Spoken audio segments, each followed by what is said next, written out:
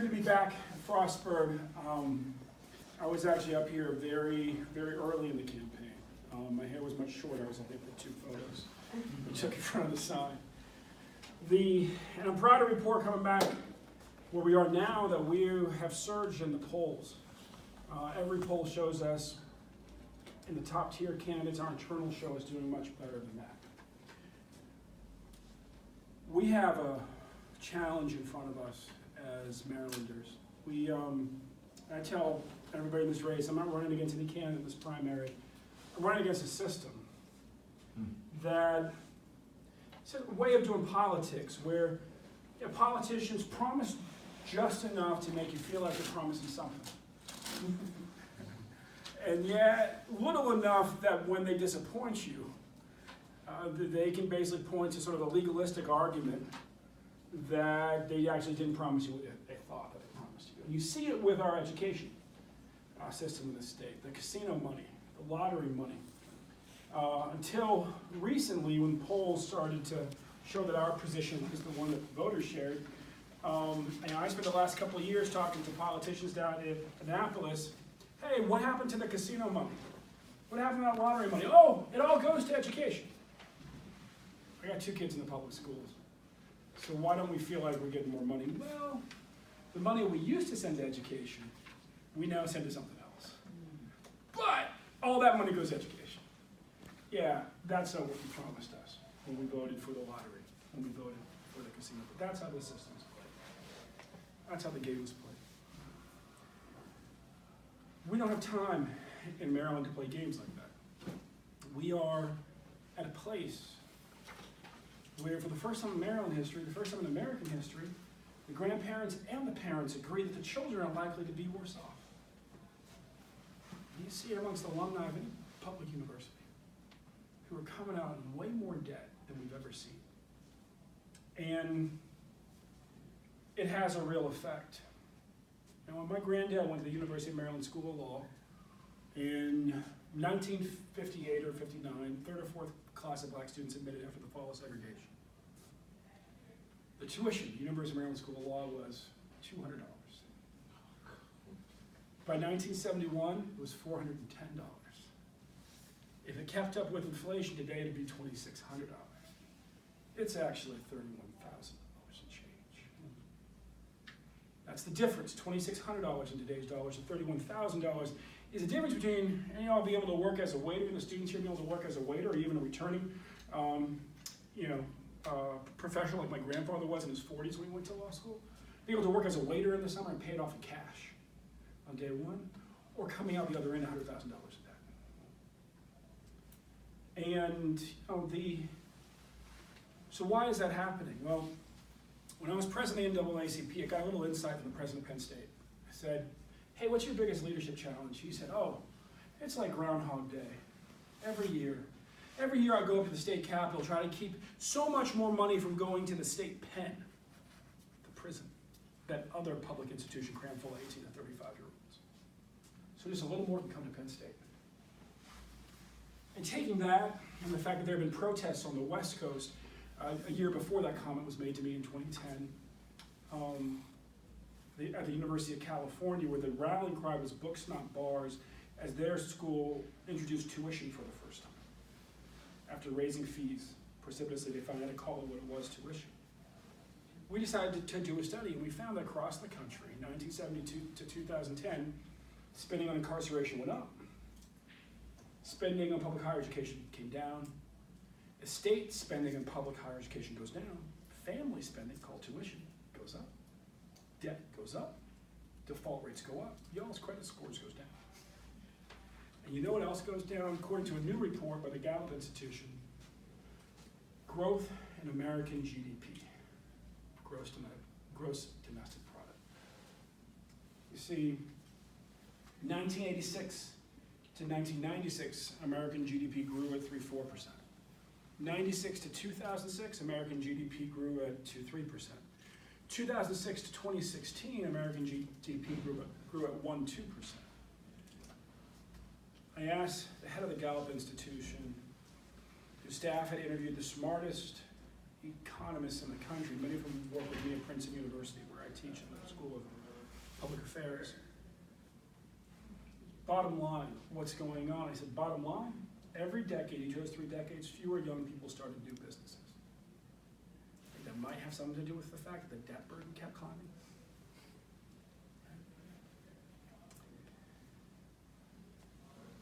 And that's just higher education. We're talking about K through 12 education. We've been underfunding it at $2 billion a year. Teachers in Maryland are paid $20,000 a year or less to start. Teachers in Washington, D.C.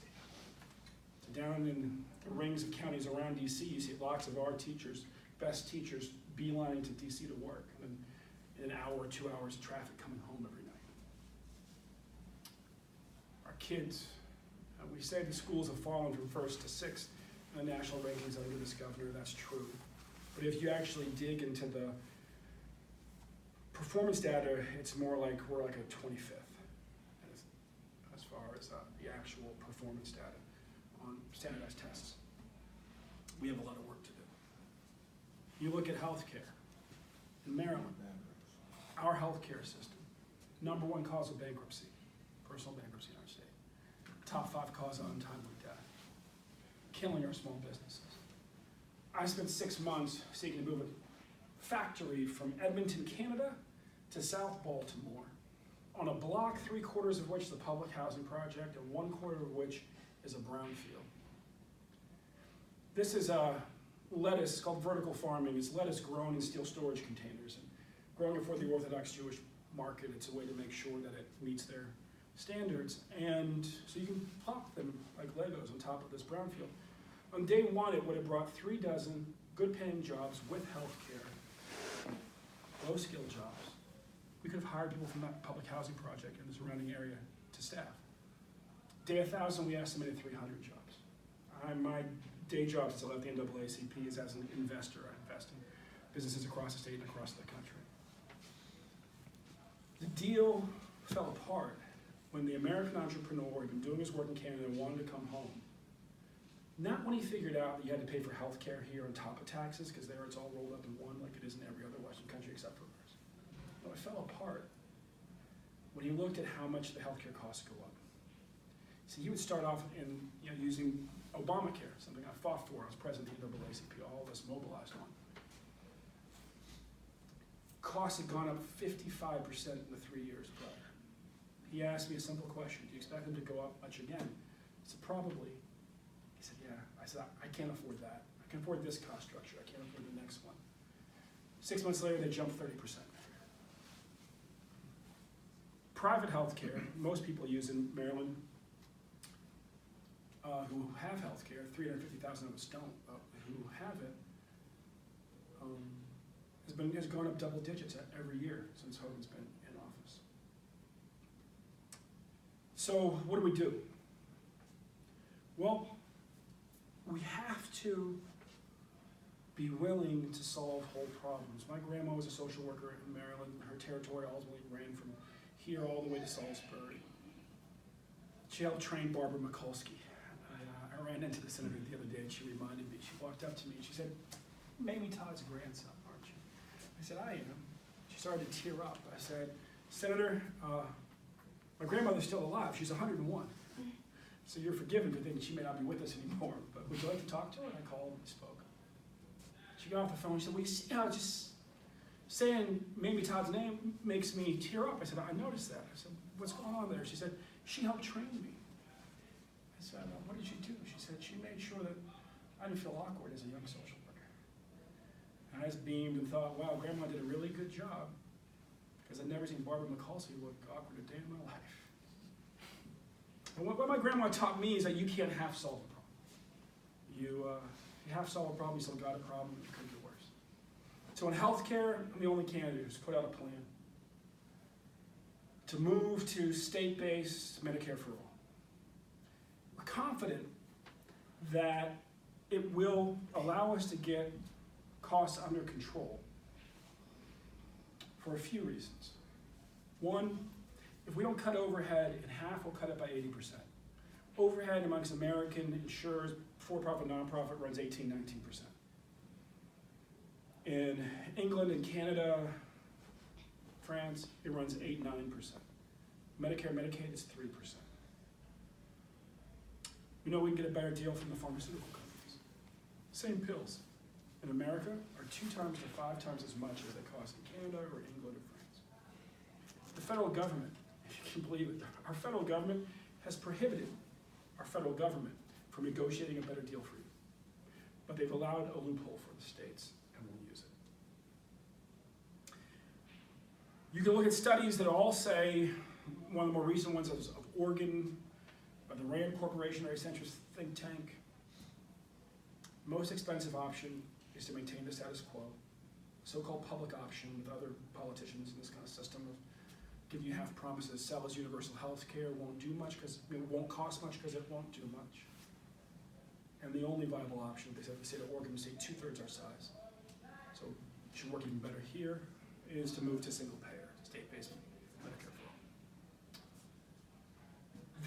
But here in Maryland, we've already taken the biggest step towards it of any state in the country. We have what's called all payer. We have a special waiver from the federal government, and we've limited our hospitals to only charge one rate for every procedure to any insurer.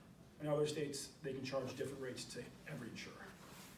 That's saved our state over $500 million so far, and it hasn't been in implementation for even 4 years. In other words, solving these problems is as much about management and priorities as it is about money. Let's be really clear. The reason that we have less money for public higher education has something to do with the fact that we spend so much more money on incarceration. As governor, I'll end mass incarceration. And we will do what's called justice reinvestment. As you save dollars, you spend less dollars on incarceration, we'll send more dollars over to public higher education, reverse engineer what's happened over the last 40 years.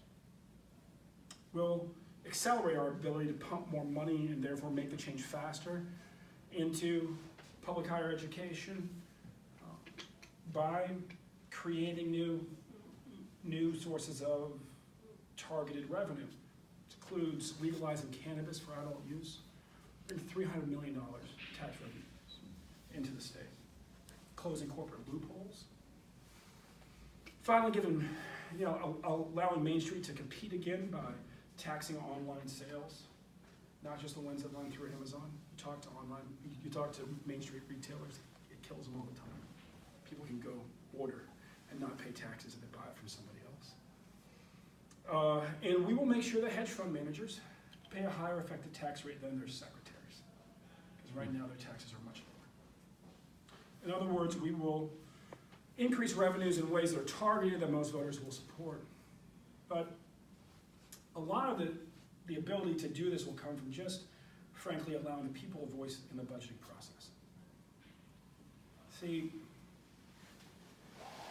what this is going to come down to is building a movement to get some big things done, to fully fund education, to make sure everybody has health care, to end mass incarceration, and make college more affordable. And that's what I've done my whole life. And the other thing it will require us to do is to manage the state well. And I have as much or more executive experience as anybody in this race. I'm the CEO of a nonprofit or the partner in a small business since I was 26 years old. But what gives me optimism that we can get big things done as I've done it before. 2013, as president of the NAACP, I was named Marylander of the Year because as president of the NAACP, I co-chaired this successful campaign to pass the DREAM Act. I put organizers on the ground to pass marriage equality. And I led the successful effort to abolish the death penalty just a few years after the sitting governor tried and didn't succeed. And how did we win those? We organized and we built a bigger, more robust coalition than anybody thought was possible. Literally, we declared the motto of the Three Musketeers, all for one and one for all. Signs went up. I said, pass the DREAM Act, pass marriage equality, abolish the death penalty. And we can do that again on education, on the environment, on the economy, including making healthcare finally work and stop being a drag. But what that will take, again, is getting people in our state to come together across every line that's supposed to keep us divided. I'm proud to report tonight that in every county in the state, If we're not running second, we're running first. We don't just have, we have more Maryland donors than anybody else. We have more low-dollar donors than every other campaign put together, including Governor Hogan's. We've been endorsed by Bernie Sanders, by Kamala Harris, and by Cory Booker. And my running mate, Susie Turnbull, the former chair of the party, who, when she was head of the party, they turned out 125,000 more Democrats in 2010 than showed up in 2014. Literally double the margin of victory for Larry Hogan. We are building the only truly unifying campaign in this race, bringing in Bernie supporters, bringing in civil rights activists, bringing in Hillary supporters. And that's why our endorsements are so broad. And what you'll see is that we have put together a coalition of organizations that includes so far every trade union that has endorsed so far, except for one has endorsed us. Every environmentalist organization has endorsed us. Every major progressive organization, except for maybe one or two, has endorsed us. So I'm here tonight to say thank you for your interest. With your help, we can win this. And when we do, we will keep organizing and keep pushing, because the victory here isn't in making me governor. I'm an old organizer. When I was trained as an organizer, I was taught you never ask voters to give up their power. We don't elect politicians to make change happen. We elect politicians to make it a little easier for our organization, for our union, for our community to make change happen. And so this is really about putting the working people, the working families, the students, the striving, struggling people of our state back in charge of our state's priorities. And if we do that, we can make sure everybody has health care. We can make sure every school is well funded.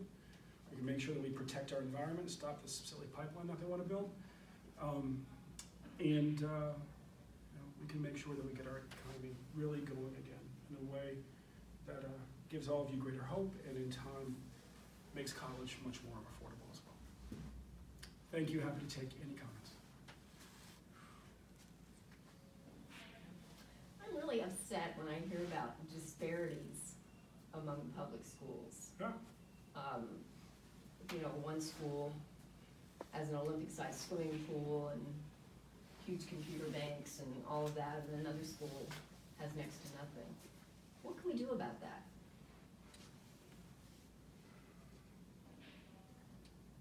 So when we talk about fully funding education, part of that is having a formula for equity. We have counties, not just, you hear a lot of talk about Baltimore City, but it could be Allegheny County, it could be Dorchester County. There's a lot of counties that are struggling. And what you do is you actually look at what are the resources that they need from the state in order to get all the kids up to grade level. And when I'm governor, we'll fully fund the schools, and we will make sure that there's an equity formula that works. We're going through it right now with the Kerwin Commission. They're making recommendations. The implementation will be with the next governor. But once a generation, there are these commissions that look back at the formulas for funding schools, and we're in the middle of that right now. And they put off decisions to the next legislature, so that the next governor will have influence over that. The main thing that we have to do is stop the underfunding of our schools. At the state level, it's $2 billion. At the county level, it's another $0.9 billion. And that's where that starts.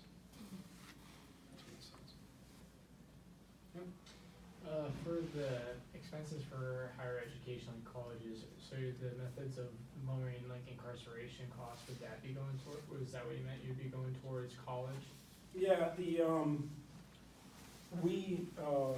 Like, are you subsidizing that with money to lower the college costs? Like, well, no, so if you go back to 1970, what you'll find is that we were spending much more money at the state level on public higher education as a percentage than we are now, and much less on prisons. And we'll get those priorities back straight. okay. And the follow-up question to that is, I had a college guidance counselor. She worked at Wesley College. I forget which one, but she said like many of the expenses for college is just them inflating based on their opinion of competition, or they constantly sell money to erect buildings or facilities that aren't going to be utilized or anything. So if you are to allocate money to higher education, how would you regulate colleges not just increasing their facilities and exploding their tuition in response to you giving them money, and they feel they have the ability to do what they want. So the increased funding for education, both K through 12 in public higher education, jealous administration, will be tied in large part, not exclusively, but in large part to making the education more relevant to employers in our state. In Maryland, it's easy to feel like we have a shortage of good jobs for the kids who grew up here. I celebrated getting my 19-year-old nephew out of my basement just a little bit ago. But then you realize, you travel through the state, that we import people for everything. We import art teachers, we import welders, we import truckers, we import computer programmers and doctors and nurses. In other words, we have a shortage of our own young people that we've trained for the good jobs that we have. And so with heading towards college, pre-K through 12, because part of fully funding schools is creating universal pre-K. We will make sure every kid comes out ready for a career and for college. About 20% of the kids come out of high schools go through college.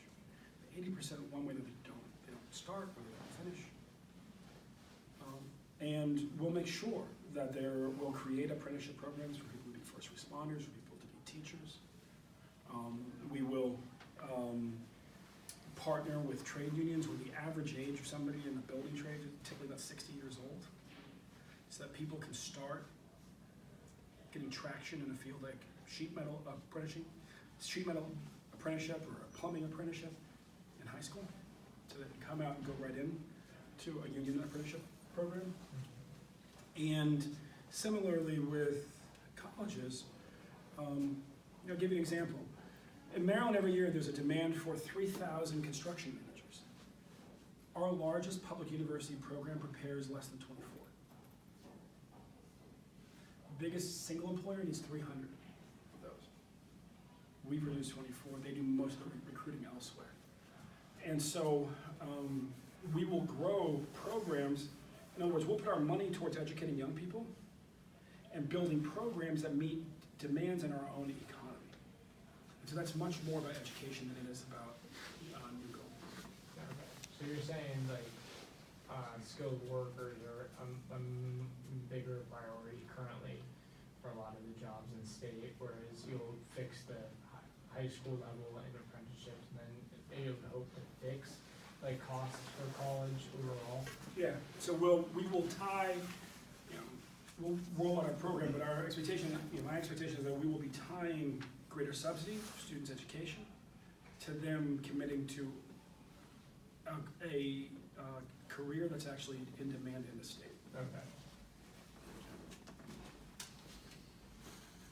I completely agree and understand that money you put into the public education system will, over time, lower the incarceration rate. But then you're faced with the problem, where do you get the big chunk of money to put into the school system to cause that effect over time?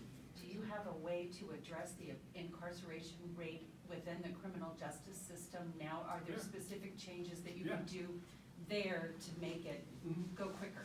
We'll be releasing our strategy in a few weeks, but if you go on the NAACP website, you'll see a strategy I put out as president that will be at the core of what we're doing. It's called the report's called Misplaced Priorities. We use that report, that strategy, to help guide Georgia and Texas to shrink their prison systems by more than 25%. Maryland, our big hope is that 10 years from now, they just passed the Justice Reinvestment Act last session, but 10 years from now, we will reduce our prison population by 5%. Georgia and Texas in the last 3-4 years have already cut it by more than 25%. When was Maryland supposed to lag behind Georgia and Texas? And so how do you do that? You look at every step and you make it work better together. One of the problems with the criminal justice system, it's a bunch of one-off laws. No one really thought about it as like one actual system.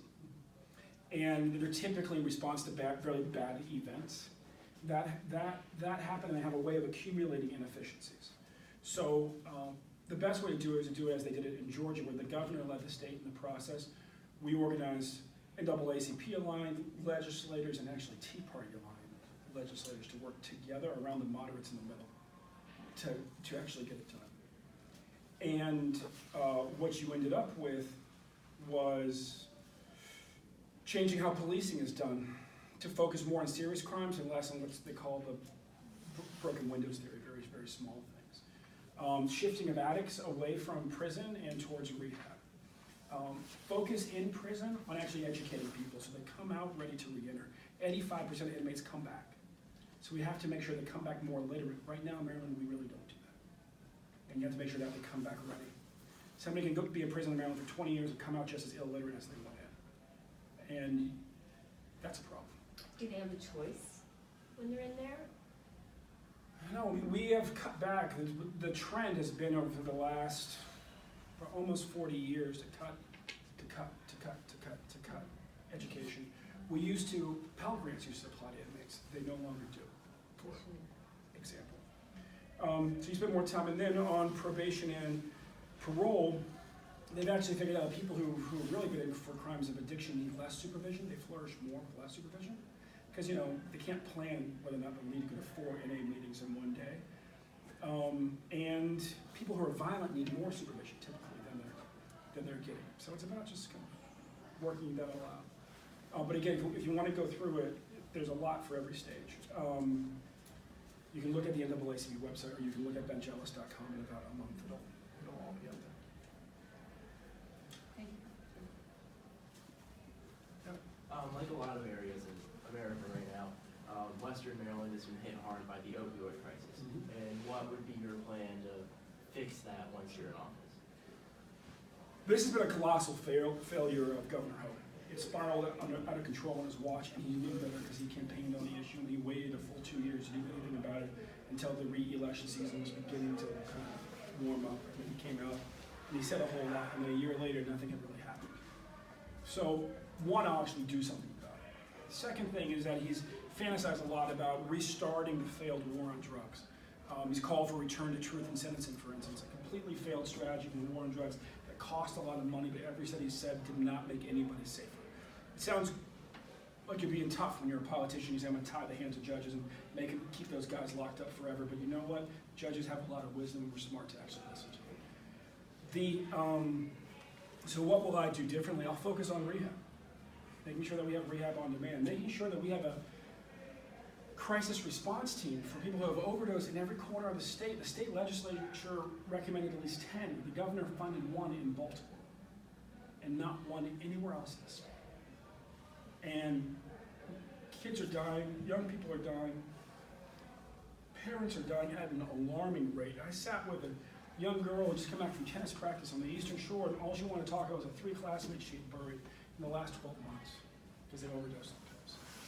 So we've got to get crisis response teams into every part of the state. We need to set up a state office of pain management to actually advise doctors and train them. A lot of these doctors are trained by industry reps, and the industry reps are working for pharmaceutical companies.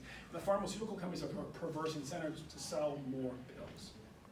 And so we need the state to actually train doctors in pain management so they actually get the best education, unbiased, about how to help people manage pain while avoiding addiction.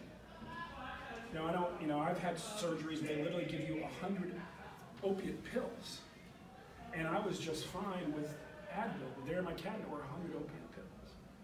Why are they doing this? We will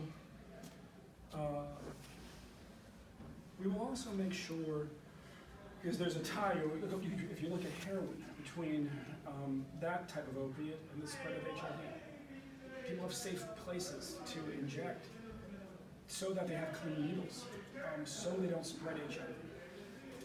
Those are some of the ways that we will deal with it. Finally, we will seek to actually prosecute not just the drug dealers as we think of them, as we imagine them, but the doctors who have made themselves drug dealers. And even the pharmaceutical execs who know better and are still pushing. In addition to several lawsuits, we will seek to bring criminal charges. Thank you. Right now, Maryland is a partial point of contact for the National Instant Check System, background checks. Would you support legislation that would make us a full point of contact? We would be running background checks for all firearms. Oh, didn't know what you were tying the background checks to. Yes, no, we should run background checks for all firearms. We should pass a red flag law to make it easier to take guns out of the hands of people who are thought to be a danger to themselves or to others. I mean, since Parkland, like, what have we seen in Maryland? We had 2 students die in one of our schools. Half a state away in Montgomery County, we had a student come to school with a loaded handgun, going back to his house with an AR-15 and multiple hand grenades. We've had, this is just in the last month or so, we've had a police officer die trying to help in Prince George's County, trying to help a woman move out of her house who had a hostile, estranged husband and shot the officer and killed him. We had another woman who had a temporary restraining order against her husband come to the police and say, he's a danger to himself, he's a danger to me. They said, but you just have a temporary restraining order, so we can't take his gun away. And then he killed her, and then he killed himself. That's just like the last month in Maryland. We have to act more swiftly, we have to be, and you know, we have to close the loophole that allows people to own AR-15s in our state, even though we have an assault weapons ban. It allows them to purchase them. You can purchase an AR-15, you don't really completely have an assault weapons ban. So we'll focus on all those things. Sure. The NICS system, the National Instant Check System, is only as good as the information that's being reported to it by the states. Maryland ranks somewhere in the general area 20th. Yeah. Do you have any plans for upgrading state systems to record all that information? You know, yes, and that would be part of a strategy. One of the things that we've also said on this is that we have to have ultimately a state police task force on the interdiction of illegal guns coming into our state. We're surrounded by states with weaker gun laws. Gangs will drive as far away as Maine to buy large quantities of assault weapons in bulk. And then they'll bring them back on the highways into the state. And so we need to ultimately convince other states to work with us in creating a multi-state gun interdiction task force to cut the illegal trade of guns across state lines. You just mentioned the restraining order. Yeah. That is a piece of information that's not reported to NICS. Well, that needs to be fixed. Yeah, no, that's right. And it's, you know, there's, we have real issues in our state. I mean, Baltimore Police Department is a dual jurisdiction agency. Since the Civil War, it's been both a state and a local agency. And right now, they're so understaffed that, at least as of a few months ago when I sat down with the clerks, they said anything from a second degree assault down, there's a month backlog getting it even into the computers, you know, for the city. And so we have to look at this. You look at rape. Any given moment in Maryland, it is not unusual for there to be more than 3,000 unopened rape kits in the state. Think about that. And that's when I say we have to shift away from the broken windows theory of policing. This is something that's for the last couple generations in our state, and in our country, police have been told focus on the little small things, and that will basically stem the creation of a culture of crime, and it will only prevent bigger crimes. But what's happened, generally speaking, is that you've seen in a lot of places, homicide case solve rates come down as police were more distracted on going after smaller things. Rape case solve rates or case closure rates come down. We need them to go up. We need to be solving more homicides, solving more rapes.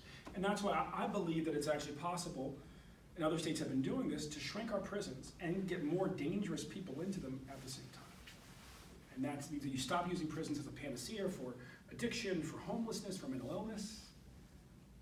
But you also reshift police from the broken windows to actual serious crimes. And when you do that, you can achieve both things. Yeah. I believe you mentioned earlier that you were talking about legalizing recreational marijuana for adults. Mm-hmm. Would that be one of the broken window crimes that you would kind of divert away from to take on the more serious crimes? Yeah, in the state, we've already started moving away in a couple of ways, right? We passed some decriminalization legislation. We also legalized marijuana, medical cannabis, medical marijuana. We just need to go the full distance. Mm-hmm. We need to go the full distance for a bunch of reasons. One, and I say this, you know, my dad's white and my mom's black, right? And much of my life in both communities. If you're white, you can pretty much smoke pot wherever you want. in Maryland. If you're black, it's a very dangerous thing. And the enforcement patterns, there is just grave racial injustice in the enforcement patterns. So for the majority population in the state, we live in a place of sort of de facto legalization. So why not just try to focus on decriminalization? Well, because the cannabis is actually sold increasingly by cartels. Every state that legalizes cannabis, violence goes down in that state, in its major cities. We'll get to that in a second. It also goes down on the border of the US every time. Like if Colorado or Washington State legalizes it, violence goes down on the Mexico border. Because cartels are bringing it in. And you just lowered the demand for their services. My daughter's at a public junior high school where MS-13 is on campus. Anything I can do to make the cartels weaker, sign me up for it. And that's one of the things we can do. Now, when you look at Baltimore City, one of the things that got me focused on this, because I think a lot of people, and wasn't like the top of my list to go talk about, was the violence in the city. My mom grew up in public housing projects in West Baltimore and on Pulaski Street. My cousins stretch all across the west side. I've had 2 family members shot in Maryland in the last 10 years. And when we saw violence going up rapidly in the city, I asked a former member of BPD, 15 years on the force, who's now a consultant, I said, do me a favor, I just want you to go talk to police commanders across Baltimore City. Come back and tell me what they're saying at the street level about what's going on with all these new killings. He said, well, came back, he said, I got some surprising information. I said, what's that? He said, well, first of all, it's like, it's a little disappointing, but there's no agreement about what's driving up the killings. This was last year. He said, in the last 2 years, now it's been 3 years. He said, but the other thing was, there was surprising agreement that if we look at the last 10 years, every police commander I spoke to said the same thing. Half the killings were one set of weed dealers enforcing on another set of weed dealers. When a drug is easy to source, there are always new sets of entrepreneurs being entrepreneurial, encroaching on your territory. And if it's not regulated by law, it's regulated by laws. And weed is a weed. You can grow it on the roof or in your basement. And so folks are getting killed all the time. There may be a second dynamic, which is cartels taking over territory in the city. And there's been some discussion of that as well, but it adds up to the same thing. So there's all sorts of good reasons to do it, and one of them is to reduce violence, and another is to take money out of the pocket of cartels, and another is to drive up our own tax revenues so we can do things like have more money to deal with addiction. Because right now in Baltimore, for example, where we have our one crisis response team funded by the state for the whole state, they're rationing Narcan.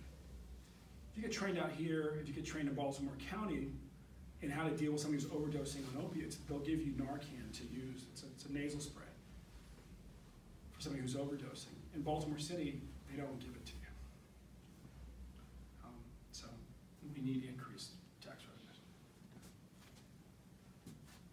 What's your opinion on the retraining of officers' response to people when on chase? Like most shootings I've noticed in many body cams now, since that's now precedent, is that officers will see anything in their hand or even feel safe. They just respond in their training that you shoot out of you feel or you see something that possibly could threaten you. If you're fearful, you kill. You kill, and I believe our state should honestly change our own training and say, screw all the other states, let's be independent and make our officers more responsive when someone shoots. Yeah.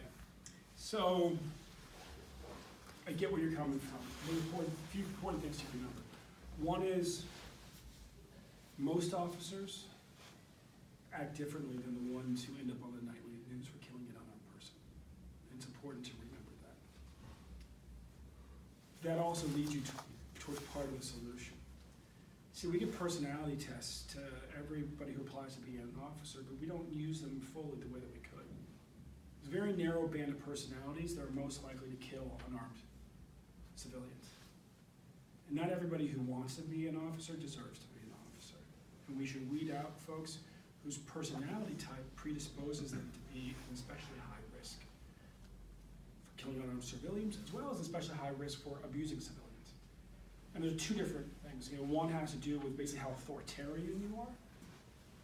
Another has to do, and that has to do with whether you kill somebody, whether you're abusive towards them. Often it has to do with your level of bias. And we can test implicit bias. If it's off the charts, you probably shouldn't be an officer either, because we can't train you out of it. So you start there. Then, to your point, we need to have a statewide standard for use of force. Every Western nation does except for ours. In America, it varies jurisdiction by jurisdiction. We have more than 18,000 policing jurisdictions in the United States. They're all allowed to have their own use of force standard. In Maryland, we will have one when I'm governor. Everybody will be trained to it. Next, use of force training. In England, most officers don't carry guns. It's once every 6 months. They train you on when to use the different levels of force and how to de-escalate. In America, across those 18,000 jurisdictions, the most common standard is you're trained once, one day, 8 hours. Not like two 4-credit courses, like 8 hours, 9 to 5, once at the academy. In bigger cities, they're often closer to Western European standards because they've been sued so many times that they've had to change how they do it. But there's a lot of little hamlets all over the place where people were just trained at the academy and they don't train them yet.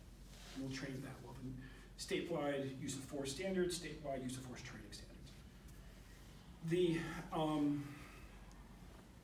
personality tests, changing recruiting, those are the things. And then you have to make sure that civilians are in the chain of accountability for officers. One thing that I've said that we will do, a governor of New York did a couple generations ago and it worked pretty well, was you appoint a special prosecutor who oversees prosecution of every case of alleged officer wrongdoing, be it corruption or abuse. Right now, think about it, the Fraternal Order of Police funds races for state's attorney. So if the state's attorney is doing it, they may have been literally had their campaign funded by the police officers union. That's not much accountability. Then you have internal trial boards in the larger departments like Baltimore Police. It's 3 officers. I'm governor, it'll be 2 civilians and 1 officer. We found out from the gun trace task force trial, this latest corruption, we've had several corruption things, high profile corruption cases of officers in Baltimore. The most recent one, that there was a corrupted officer on the 3-officer trial board, and there was a mole inside the Internal Affairs Division. So you've got to get civilians in that chain. They can't police themselves. Yes, sir. What would you say separates you from the rest of the candidates in this race? Like why should voters pick you over a Schoenbaker or a Alcross? Well, I can't win. We'll just start there. If you look at the most recent public polling, there are 9 candidates in this race. 6 of them together have less support than any one of the 3 top candidates.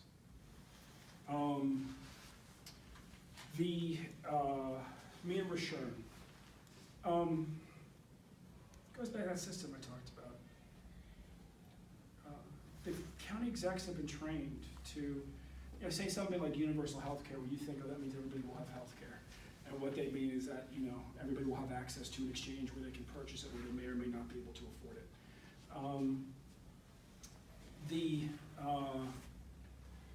So we're presenting whole solutions to whole problems. And our problems are practical. I don't just come at this as a civil rights leader who knows what's just. I come at this as a businessman. I've been an investor now for almost 5 years in startups, who knows what makes our economy more robust. Everything that we're doing is designed to help unlock opportunity in our state. My family, we've lived the American dream because we first invested in the Maryland dream. My granddad, like I said, came here to work at the B&O Railroad. My grandma came here and went to work for Planned Parenthood. He became a probation officer, she became a social worker. They moved out of the public housing projects into row homes and ultimately into a freestanding house. And when they were going into retirement, they waved goodbye to me at Dulles Airport because I flew off to be a Rhodes Scholar. that's the way our state's supposed to work.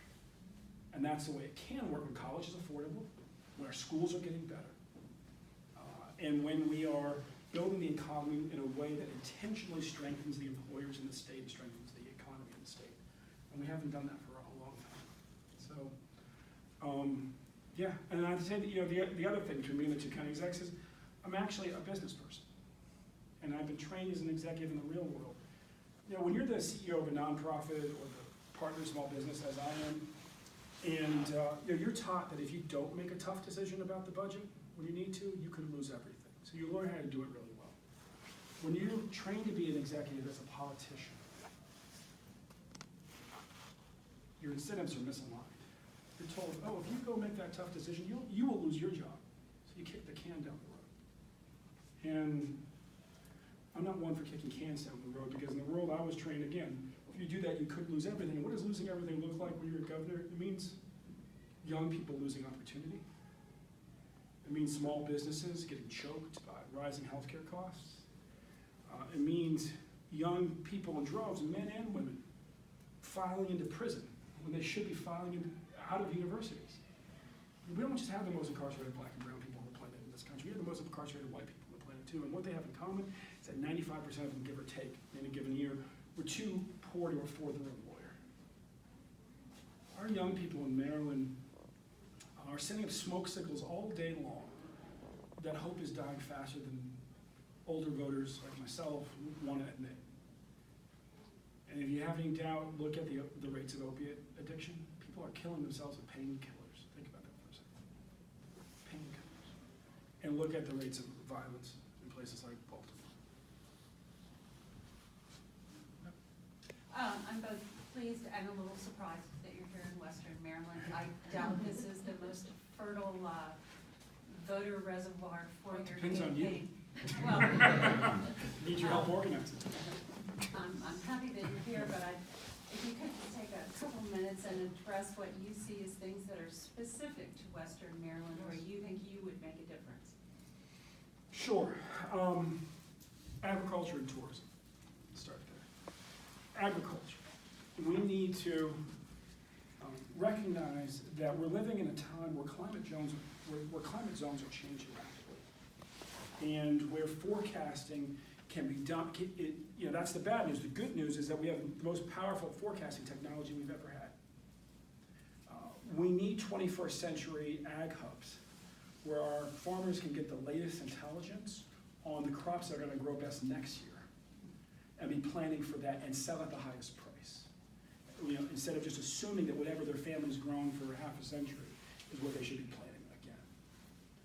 I've sat with too many farmers in the Eastern Shore and other places who were dealing with droughts last year, and we can do a better job of empowering them to deal with the changing climate zones in our country, and to just generally use technology to their advantage. That includes, at those ag hubs, having the latest technology for processing and packaging and adding value to the crops. Tourism. Our state could be much better marketed, and much better marketed. I'll give you an example of that. Some friends in California were throwing a big fundraiser for me, and they said, "We've got Maryland wine that is outstanding." And I said, "I live in Maryland. I've never heard anybody say that."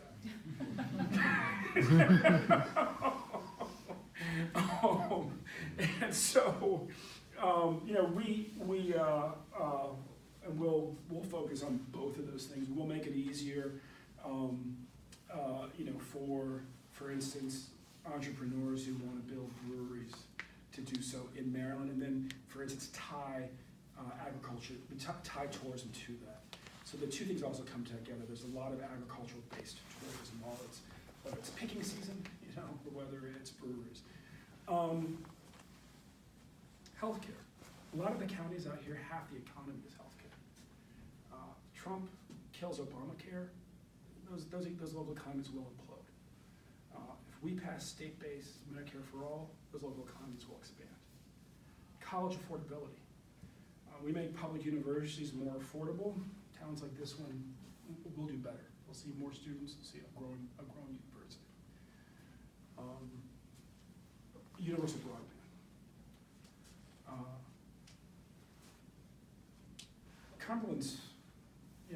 say about old buildings, Cumberland has beautiful bones. It's a great, could be a booming place. But if we don't get high-speed universal broadband throughout the region, a lot of opportunities like that just wither on the vine. Those are some of the things that come to mind. Thank you.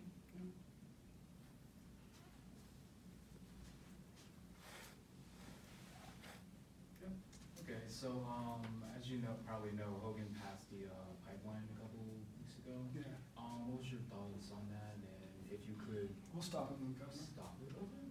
That works. I haven't met a new pipeline that I like. And I've said to the laborers and to other unions that I can, as governor, I'll do more, whether they endorse me or not, to drive them towards full employment than anybody who would rubber stamp a pipeline. It's a really lazy, destructive way to create jobs for folks who need them. What we should be doing is ripping up the aging gas infrastructure that's in the ground. It's leaking methane all across this region and all across our state. That creates jobs for the same people.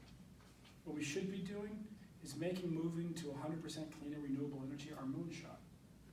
And building turbines out here, and then building the blades on the eastern shore, and in each place, putting factories where we haven't built new factories in a very long time. Because a lot of the same unions that are addicted to big oil, big gas, also are needed to build turbines. What we should be doing is actually, the governor should have project labor agreements where we actually insist that you're using state dollars. You're at the very least gonna have labor peace that allow people to organize. And even better, be using union labor. Since Martin O'Malley was elected all through Hoken, there's been one project labor agreement put in place by governor. It was used for a $48 million project to build a new youth prison. Completely cynical. We should be using them every year. So I'm absolutely committed to making sure that people who have worked for the oil and gas industry in regions like this, coal, have jobs where they live. I'm not gonna tell them to get retrained and move to the Eastern Shore and go climb 100 feet up at 60 years old on a new wind turbine. But that's the difference, I'd say, between being a governor who's committed to really creating opportunity for working people, and one who just is looking for sort of the quick fix that ultimately, puts our state at risk. I mean, if you had a pipeline through this region and it leaked, it would kill the drivers of the economy, agriculture, tourism. And then we'll put that pipeline under the Potomac. I mean, just think about that. And it's the same company that, behind Keystone, which leaks all the time. Yeah, no. We'll show you. All right, thank you. Yep.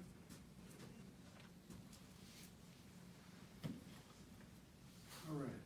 So let's just talk for a second about, if there's no more questions. Caitlin Sumter's here. Caitlin is our organizer for this region and for progressive organizations.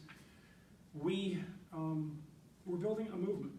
99% of our donations come from individuals. We don't take corporate contributions. If you can give and you haven't, please do. Our ground game and phone calling operations go into high gear in about 2 weeks. If you have time, you anticipate having time between now and June 26th, please sign up. Give Caitlin your information, or you can sign up at benjealous.com. This, I'm just kind of closing this thought. I got involved in politics at 14 years old in Jesse Jackson's campaign as a Pearson captain. But it was the campaigns that happened the next year that made me fall in love with the possibilities of politics. See, then the next year, Doug Wilder became the first black governor of Virginia. David Dinkins became the first black mayor of New York, and Harold Washington became the first black mayor of Chicago. But they ran like Jesse ran. They ran building a rainbow coalition, a beloved community, cross every line they say in America is supposed to keep us divided. And then they won. And they kept, having made social movements stronger as they ran, they were able to push through transformative legislation in their jurisdictions. And that's how we're running this campaign. And that's what I'm inviting you to be a part of. And I'll tell you, having been, having started young, that opportunities like this to really build a transformative movement that can win don't come along often. And I would ask each of you to join me in these next 92 days in proving that we can do this. We started off at 4th. We're now tied for 1st. We can go all the way.